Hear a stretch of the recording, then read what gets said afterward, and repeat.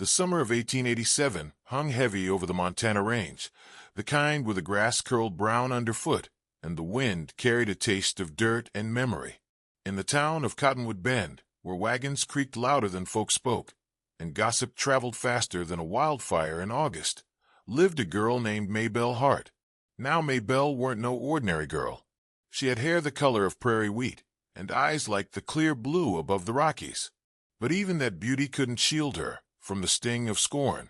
You see, she bore the misfortune of being born the youngest of 5 to a God-fearing rancher named Elias Hart, a man who prized sons like gold and treated daughters like spare fence posts. When her mama passed during a rough birthing that took the babe and nearly Maybelle with it, Elias grew colder than a creek in spring thaw. Her older brothers took to drinking and riding with rough company, while Maybelle stayed behind, scrubbing floors and mending boots too big for her feet. Still, she held her chin high and her prayers close, believing maybe one day the Lord, or fate, would cut her a break. That day didn't come. It happened just after church one blistering Sunday. Word had spread round town that Maybelle had been seen talking behind the livery with Silas Creed, the preacher's son, no less. Wasn't nothing unholy about it. Just 2 young folks with their hearts hanging a little too close to their sleeves. But folks didn't see it that way. Elias flew into a rage, called her a disgrace, and by sundown, he tossed her meager belongings out onto the dirt. Maybelle stood there, barefoot and red-cheeked from crying, watching her kin turn their backs as if she were a dog they'd grown tired of feeding. With nowhere to go, she wandered toward the edge of town, where the old Cooper barn stood empty since the family moved to Kansas. She climbed up into the hayloft that night, the straw poking through her thin calico dress, her belly hollow from a skipped supper. She curled beneath the stars showing through the slats in the roof and whispered her grief into the quiet. "I ain't nothing to nobody," she said, "but maybe I can still be something to myself." Each day after, Maybelle took to odd jobs where she could. Mornings she helped Miss Nettie at the dress shop. Evenings she scrubbed floors at the saloon, keeping her eyes down and her mouth shut. Folks gave her looks, called her that Hart girl, like the name was a scar. But she bore it. She had to. It was on one of those long days, when the sun was bleeding down over the hills and the horses were sweating in their stalls, that a stranger rode into Cottonwood Bend. He was tall and dust-covered, with a slow walk and eyes like river stone. Folks said he came down from Dakota country, looking for work, or maybe just rest. His name was Colter Briggs, and he carried himself like a man who'd seen the edge of the map and decided to come back. He noticed Maybelle right away, not with the hunger some men wore on their faces, but with a sort of wonder, like he'd found something he hadn't known he was looking for.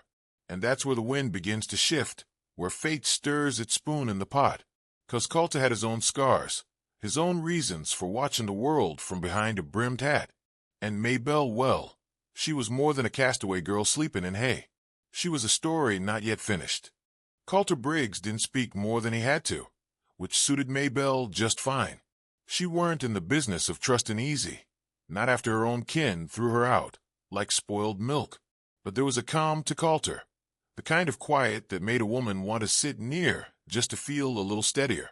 He showed up regular at the livery, helping out where he could, fixing bridles, hauling water, cleaning, tack like he was born to the task. Maybelle noticed he always worked with care, even when the sun beat down so hard it baked the dirt into stone. She started bringing him cool water in the afternoons, the tin cup sweating as much as she was. They didn't say much at first. A nod, a much obliged. But sometimes that's all it takes to start building something. One day, she found him sitting in the shade of the barn, fiddling with the busted bit. His sleeves were rolled up, and Maybelle couldn't help noticing the old scars that ran like faded lightning down his forearms. "You ever think of leaving this place?" she asked, settling beside him. He didn't look up right away, just kept working the bit with a worn cloth. "Thought about it, but the trouble with leaving is sometimes what you're running from finds a way to follow." Maybelle nodded slow. She understood that truth better than most. Later that week, the town was buzzing like a kicked anthill. Silas Creed was to be married. Not to Maybelle, of course, but to some merchant's daughter from Miles City. The whole town got dressed up for the occasion, like they were trying to forget the dirt under their nails and the calluses on their hands. Maybelle didn't go. She spent the day in the loft, watching the sky through a gap in the roof, feeling that old ache creep up her spine, like it did on cold nights. That ache that whispered, "You don't belong." But Colter came knocking near sundown. He stood at the bottom of the ladder with his hat in his hand, eyes squinting up through the slats. "You hungry?" he asked. Maybelle blinked. "I ain't got nothing worth sharing." "I got beans," he said, lifting a small pot. "And cornbread, if you don't mind it a little dry." So she climbed down, and they sat out back behind the livery, eating off tin plates while the summer air cooled just enough to make it bearable. Fireflies flickered low near the fence line, and the moon hung like a pale coin above the town. "Why'd you come to Cottonwood?" she asked, between bites. Colter chewed slow. "Lost someone," he said. "Tried riding past the pain, but it stuck harder than I figured. Ended up here. Wasn't planning to stay." Maybelle studied him a moment. "You still planning on leaving?" He looked at her then, real steady. "Ain't sure anymore." The way he said it made her chest feel tight, like maybe she'd forgotten how to breathe. She looked away, feeling foolish. They didn't talk much more after that, but they sat there a long while, just listening to the cicadas sing and the wind shift through the grass. For the first time in a long spell, Maybelle didn't feel so alone, and neither did Colter. Maybelle never asked Colter to stay, and he never said he would. But like a river learning to follow a new bend, he kept showing up. Some days he brought her fresh eggs from a farm out west. Other times he left a folded cloth by the hayloft ladder, bread, a ripe tomato, a bit of salt pork if he'd come into a little luck. He didn't say it was for her. Didn't have to. Maybelle, for her part, began holding her chin higher. She still worked long hours cleaning the saloon floors, but she started brushing her hair again, twisting it into a braid with a ribbon she'd tucked away in better times. Her dress was worn, sure, but she patched it with pride, stitching little blue flowers into the hem, like quiet rebellion. One sweltering July morning, Miss Nettie caught her humming while dusting shelves. "You've got a spark in you again, girl," she said, squinting at her through the haze of flower dust. Maybelle just smiled. "Just found something worth waking up for is all." But peace, like shade on the prairie, don't last long. Not when the heat brings tempers boiling to the surface and old grudges to bloom. Word came through that Elias Hart, her father, who hadn't uttered her name in months, was stirring up trouble again. Claimed Maybelle was consorting with a drifter, disgracing the family name. Said it loud in the churchyard after Sunday service, while Colter happened to be helping the blacksmith reshoe a skittish mare. "God-fearing folks don't tolerate harlots sleeping in barns," Elias shouted, his face red as the desert rose. Colter didn't flinch. Didn't reach for the pistol he kept strapped to his thigh. He just looked up slow and said, "You best choose your words careful, sir. They might outlive your breath."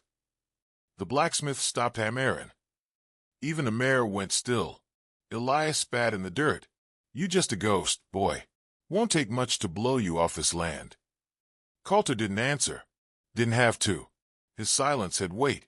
That evening, Maybelle sat on the split-rail fence, watching the sun bleed out over the hills.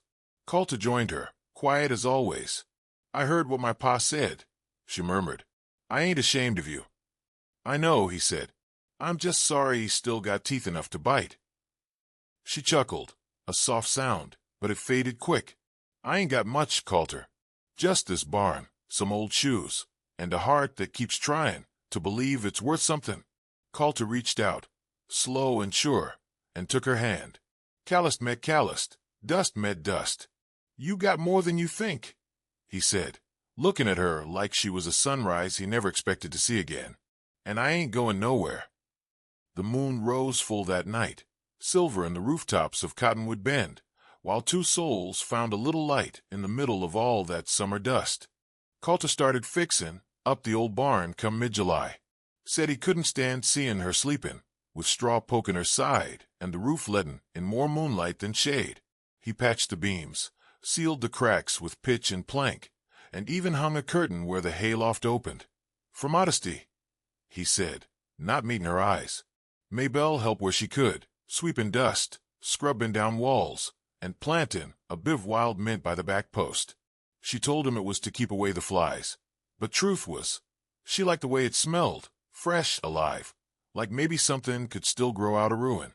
Most nights they'd sit on the porch of a livery with mugs of coffee boiled black over a fire, talking low or just listening to the silence. But peace, that fickle thing, don't sit still too long. Late one afternoon, as the sun baked the town in gold and sweat, a rider showed up, long-legged sorrel, tall in the saddle, lean man with a rifle slung too casual across his back. Colter saw him first, eyes narrowed, like a man squinting at his own past. "Who's that?" Maybelle asked, hand stilling in the dishwater. "Name's Denton Wade," Colter said. "Used to ride with me, back when I wasn't trying to be better." Denton tipped his hat to the blacksmith, nodded at the banker's wife, and came straight for Colter like a dog tracking familiar scent. He pulled up slow in front of the livery, swung off his horse, and gave Maybelle a smile that didn't reach his eyes. "Ain't you a picture?" he drawled, then turned to Colter. "Well now, didn't expect to find you tending horses like a church deacon." "I got no quarrel with you, Denton," Colter said low. "Ain't looking for the old trail." "Thing is," Denton replied, pulling off his gloves finger by finger, "the trail's looking for you." He didn't say what he meant, but Maybelle could feel the cold seeping in, even with the sun still high. She watched the way Colter's jaw tightened, how his hand hovered close to the knife at his belt. After Denton rode off, Colter sat on the back steps, looking out over the hills like they might hold answers. "You run with him long?" she asked. "Too long," he said. "We did some things rode with a crew that solved problems with bullets, not words. I got out. Denton didn't. And now he's here." Colter nodded, "Either to pull me back in or bury me for leaving." Maybelle sat beside him, close enough their shoulders brushed. "You ain't who you were, Colter. I see that clear." He looked at her then, eyes softer than she'd ever seen him. "And if he don't care who I am now, then he's got one problem," she said, hand slipping into his. "What's that?" "He'll have to go through me first." Colter laughed then, not a loud laugh, but the kind that comes when a man remembers he's still got reason to hope. But even as they smiled, the wind picked up, blowing dust across the road like a warning, and somewhere in the distance, a hawk cried into the heat. Trouble had come to Cottonwood Bend, and it wasn't done yet. It weren't 2 days after Denton Wade rode into town that the trouble truly set in. Folks in Cottonwood Bend started whispering about Colter's past, about Maybelle's reputation. Gossip slithered through alleys and church pews like a snake-hunting shade. Old Elias Hart stirred the pot something fierce, talking in the general store like he was speaking gospel. "She took up with a killer," he barked to anyone listening. "A drifter with blood on his boots and lies in his teeth. I warned y'all." Maybelle heard it, of course. She always did. But she held her head high, shoulders square, even when the preacher's wife stopped off airing her baskets after service, even when her shift at the saloon got cut with a wink and a shrug. Colter didn't say much about it, but he watched every man that passed him in the street, and he started wearing his knife in plain view. That evening, while the sun bled deep orange across the prairie, Denton Wade came back. Only this time, he weren't alone. 3 men with him, scruffy, mean-eyed, the kind that liked to fire they didn't have to put out. They tied their horses outside the saloon and walked in like they owned the floorboards. Colter was leaning against the corral when Maybelle found him. "He's setting roots," she said. "You can feel it." Colter nodded. "He's calling a hand." Maybelle swallowed hard. "So what do we do?" He looked at her, really looked. "You don't do nothing. You keep that chin up and sleep safe in the loft. I'll handle the rest." But Maybelle weren't no flower waiting on a strong wind. She'd been alone too long to play helpless now. That night, as the wind stirred like a restless spirit and heat clung to every board and shingle, Maybelle climbed down from the hayloft with her boots laced tight and her mama's old revolver tucked in her apron. She found Colter in the back lot, checking his saddle, his rifle, and the tension in the air. "I told you to stay put," he muttered without looking up. "And I told you I ain't yours to order," she said, hand steady at her side. Whatever storm this is, I'm standing in it. They stared at each other, the silence filled with a kind of thunder that had nothing to do with weather. Then soft he said, "You're the first good thing I've had in years, Maybelle. I can't lose that." "You ain't lost it yet," she said, stepping close. "But if we're going to fight for tomorrow, we do it together." Later that night, they sat on the porch, rifles across their knees, eyes fixed on the saloon glow in the distance. Denton and his boys were drinking, and Logan, like death, was just another man to shake hands with. And in that thick summer air, filled with sweat and gun oil and heartbeats louder than the crickets, Maybelle leaned against Colter and whispered, "You still think about leaving?" He turned, just enough to see her out the corner of his eye. "Only if you're riding with me." They didn't sleep. Couldn't, because come morning, the fire line would be drawn, and when the sun rose, someone would cross it. Morning broke slow and mean, like a hound nursing an old grudge. The sun came up thick and red over Cottonwood Bend, throwing long shadows that didn't feel quite natural. Maybelle stood by the pump out back, splashing, water on her face and staring toward the saloon, where the storm waited with whiskey breath and twitchy fingers. Colter was already up, saddle cinched, rifle strapped to his back.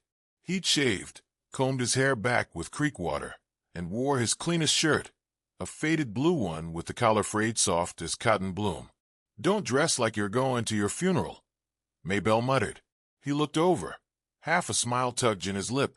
"Figure if a man's got to meet death, best he be clean-shaven for it." She walked up to him slow.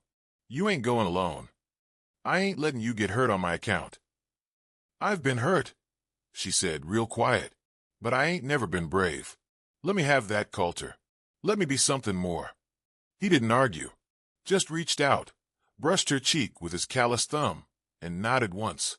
They stepped into Main Street, just as Denton Wade and his boys spilled out of the saloon like spilled oil, slick, mean, and ready to burn.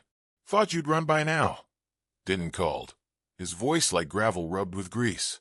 "Don't run anymore," Colter replied. "You want to finish what we started, I'm here." Denton sneered. "You always were the soft one. Never had the guts to see a job through. You talk a lot for a man who ain't drawn yet." The street went still. Flies buzzed. A dog barked somewhere in the distance. And folks, oh, they watched. From windows, behind barrels, behind curtains that twitched like scared fingers. Denton took one step forward, then another. Maybelle shifted beside Colter, her hand on the pistol in her apron. She wasn't sure if her heart was pounding, or if that was just the world getting ready to change. "You draw first," Denton said. "Let's give the folks a show." "No," Colter said. "You brought trouble. You started." That hung in the air, thick and awful. Then Denton's hand twitched. Just a flick, and that's all it took. Colter moved like lightning tied to bone. His rifle came up smooth and fast, crack. Denton's shoulder burst red, and he hit the dirt with a scream. One of Denton's men reached for his belt, but Maybelle stepped in first, pistol drawn, eyes like flint. "You don't want that," she said. Her voice didn't shake. The man froze. The other backed away slow. Hands up, no fight left. Denton rolled, clutching his arm. You would not have done this without her." "You're right," Colter said. "She reminded me I was worth more than you ever said I was." The sheriff came limping out from his office, puffing and red-faced. "What in blazes?" "It's handled," Maybelle said, slipping her pistol away. "Go back to your coffee." Colter turned to her then, under that hard blue sky, and said, "What now?" She looked up at him, smile slow and sure. "Now we live." They walked away together, arm in arm, while Denton's blood soaked into the dirt and the town buzzed like it had just seen God blink. Cottonwood Bend would never forget that morning, and neither would they. The days that followed were still, like the world was holding its breath. Denton Wade left town with one arm in a sling and the other clutching what pride he had left. His boys didn't linger neither. Cottonwood Bend watched them go with eyes behind curtains and hands still shaken from the memory of gunfire echoing down Main Street. But for Maybelle and Colter, the quiet was different. It wasn't the quiet of fear. It was the hush of something being rebuilt. Maybelle moved out of the hayloft 2 days after the shooting. Colter had fixed up a little room in the back of the livery, one with a window, a clean cot, and a wooden shelf where she placed her mama's hand-sewn quilt. He offered her the big bed in the back room, of course. She just looked at him and said, "Ain't proper yet." He smiled. "Yet's good enough for me." They worked together from sunup to sundown. Colter mended saddles, shod horses, and took to teaching the Baker twins how to ride straight. Maybelle helped Miss Nettie 2 mornings a week and took in laundry when the river wasn't too high. Come evening, they'd share supper on the porch, beans, fried taters, and cornbread that tasted like it had been kissed by heaven. And every so often, they'd sit quiet and just listen to the crickets. But peace has a strange way of making you think on things. Makes you turn over the stones you used to ignore. Colter sat on that porch one night, hands around a tin cup, staring up at the sky. "I never thought I'd have this," he said. "A place. A name that don't make folks flinch." Maybelle leaned against the railing beside him. "You've earned it." He shook his head slow. "I did things, Belle. Things I don't speak of. Took lives. Watched men fall. I was lost for so long. I thought maybe that's all I'd ever be." She looked at him, real soft. "I know. And still you didn't turn away from me when the world did." He blinked hard. "You ain't afraid?" "Of you," she said, smiling just a little. "Colter Briggs, I was sleeping in hay with mice for company. You gave me a place to stand. That's more than most ever offered." He reached out, took her hand, kissed her knuckles like a prayer. The wind stirred through the cottonwoods, carrying the scent of rain and hope. But as the days rolled on, so did the whispers. Word had spread beyond Cottonwood Bend, of a gunman turned horseman, of a girl cast out who stood her ground, and of a town that dared side with the forgotten. And somewhere, out there beyond the hills, the past kept riding. Because peace don't come without a cost. And fate wasn't done testing. And yet, summer deepened like a well, and the days rolled slow and golden. Cottonwood Bend softened its edge toward Maybelle and Colter. Folks started nodding when they passed, some even smiled. Miss Nettie invited Maybelle to supper, and the preacher stopped talking fire and brimstone long enough to bless their work at the livery. One morning, Colter returned from the pasture with a grin tucked in his stubble jaw. He tossed her a small cloth bundle. "What's this?" Maybelle asked, brow lifted. "Open it." Inside was a brooch, silver, shaped like a horseshoe, with a sliver of turquoise in the middle. Old but polished clean. "It ain't new," Colter said, "but neither are we. I figured maybe it could still shine." Maybelle stared at it a long moment before whispering, "It's beautiful." "Not near as much as you," he said. They weren't ones for loud declarations. Love, for them, was quiet, like creek water over stone. But it ran deep. That night, under the cottonwood tree behind the livery, Colter pulled her close. "I was thinking," he said, voice low. "We built something, Belle. Not just boards and fences, but a life. A real one. You and me." She looked up at him, the moon catching the corners of her eyes. "You a-skin me?" He nodded, jaw set. She smiled. "Then I reckon you best do it proper." So he dropped to one knee, pulled out a ring that had belonged to his mother, a plain band with a single etching of wild grass around it. "Maybelle Hart, would you be my bride?" Tears stung her eyes, and her voice caught like a lark in the trees. "Yes," she breathed. "Yes, I will." They kissed beneath the stars, and for a moment, the world went still and sweet. But that sweetness didn't last long. 2 days later, a rider galloped into town, coated in dust, his horse foam-flecked and near collapse. He carried news. Outlaws were moving west, passing through ranches, leaving behind ash and gunpowder. One group, in particular, was looking for a man named Colter Briggs. Said he owed him. Said they'd take it out on any town that harbored him. Cottonwood Bend froze. And just like that, the welcome grew cold again. Sheriff Payne rode out to the livery at dusk, his face tight. "They're coming," he said. "And some folks are a-skin if you ought to leave. Before things get worse." Colter stood tall. "I'll ride if I must, but I won't leave her."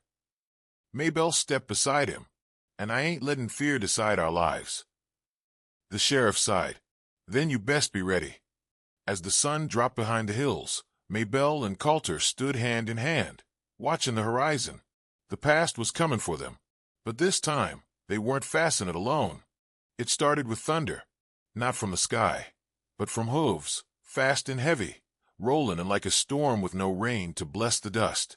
The outlaws came at dusk, 5 of 'em, riding hard with dust clouds spilling behind like smoke from a prairie fire. They didn't speak when they arrived, just dismounted slow, like they had all the time in the world. Their leader was a thick-jawed brute named Jeb Cray. Colter knew him from back in the days, when his hands did more killing than mending. Jeb's face was half scar, half sneer, and his voice was the kind that made dogs tuck their tails. "Didn't think you'd have the gall to stay put, Briggs," he said, spitting tobacco near the sheriff's boot. "But then, you always were too proud for your own good." Colter stepped forward, calm. "I left that life, Jeb. Ain't got nothing you want. You got breath, don't you?" Jeb grinned. "And a pretty little thing wearing your name like a badge." Maybelle stood just behind him, her hands at her sides, not trembling. "We ain't running," she said. Jeb turned his eyes on her, slow and cruel. "You should've." The townsfolk watched from windows, rifles in shaky hands, unsure if they should pick a side or pray none got picked for him. Sheriff Payne stood beside Colter, his jaw tight. "We settle this here and now," the lawman said. "You take it any further, and this town fights back." Jeb chuckled. "Then let's dance." And just like that, it started. Gunfire cracked like dry lightning. Dust flew. Windows shattered. Colter left, rolling behind a trough as Maybelle fired from the porch, her mama's revolver barking, like a hound at a snake. Sheriff Payne dropped one outlaw with a clean shot to the gut. 2 townsfolk, Tom Weaver and old Miss Nettie of all folks, stood their ground with shotguns, protecting the schoolhouse. Colter faced Jeb head-on. "Always knew it'd be you," Jeb growled, pistol in each hand. Colter didn't reply. He just raised his rifle, steady as stone. 2 shots rang out, one from each man. Jeb staggered back, eyes wide, a bloom of red on his chest. He fell slow, like a toppled tree. Colter dropped to a knee, breath catching in his chest, but still standing. Silence fell. Thick. Final. The rest of Jeb's gang didn't wait. They turned tail and rode hard into the hills, leaving the dust to settle over the dead. Sheriff Payne limped over, shoulder grazed. "That it?" Colter nodded. "That's it." Maybelle ran to him, her arms round his neck, tears streaking down her cheeks. "You're here," she whispered. "You stayed." "I told you I would," he said, holding her close. The town buzzed with relief and awe. Colter Briggs, once a ghost of the Badlands, had defended Cottonwood Bend with nothing but grit, love, and an old rifle. And Maybelle Hart, cast out by kin, had stood taller than any man that day. That night, the stars burned bright, and the crickets sang a victory hymn. But the story ain't done yet.